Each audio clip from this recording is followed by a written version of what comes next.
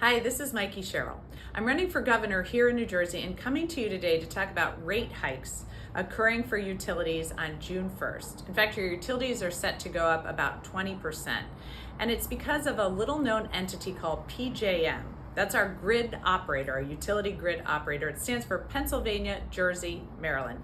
But at this point, it actually controls over a dozen different states and the District of Columbia. So no matter who your power company is or where your bills come from, that utility is buying power through an annual auction or market run by PJM. PJM currently manages about 185 gigawatts of power.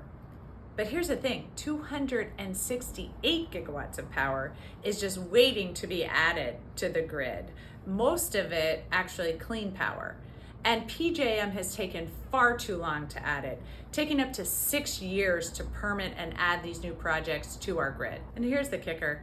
Adding just 7 gigawatts of new power could have drastically reduced prices and improved reliability this summer. And that reliability piece could be a pretty big deal. In fact, PJM just released their summer 2025 projections. We're looking at possibly one of the hottest summers ever. And PJM's worried they're not going to be able to meet the demands and are asking people to cut down on their power use this summer. So why didn't PJM connect all this power to the grid?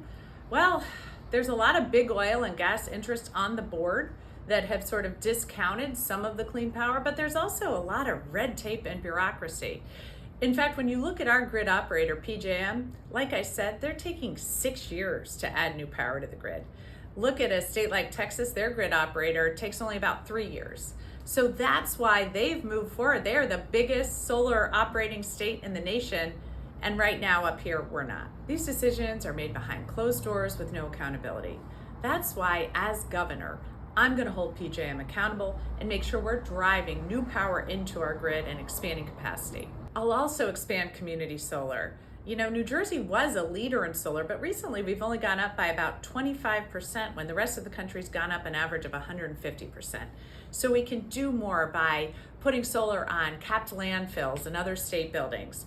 And in this way, we can go around and circumvent PJM and get clean, cheap power into our homes almost immediately. So as governor, I'm going to hold PJM accountable and drive down our utility costs. I'm going to ensure that they're driving more clean power and expanding capacity in our grid.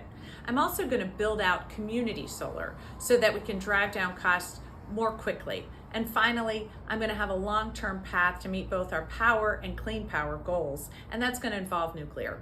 So I can't wait to talk to you more about it. In the near term, I'll get to work right away in pushing our community solar goals so we can start to drive down power costs here in New Jersey.